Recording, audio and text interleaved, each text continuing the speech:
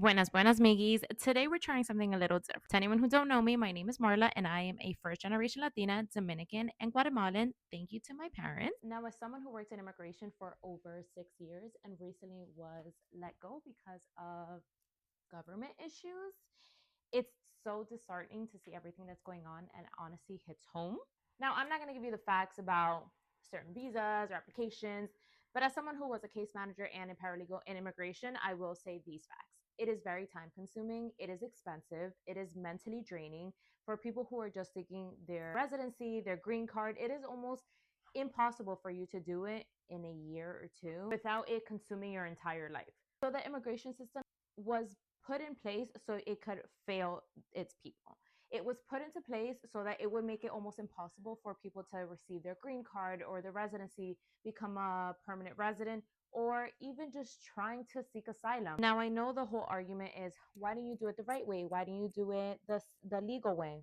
Coming into this country is not a criminal offense, it is a civil offense, just as a parking ticket or, I don't know, stealing or a misdemeanor.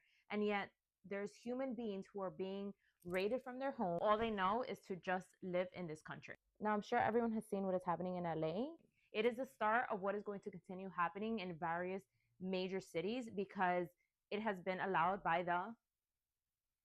So as time passes, we do have to show up for our community, because if we stay silent and we don't protest, or we don't repost, or we don't speak up, these communities are going to continue to disappear slowly but surely. And again, it does hit home, and it's something that I don't usually talk about on my platform.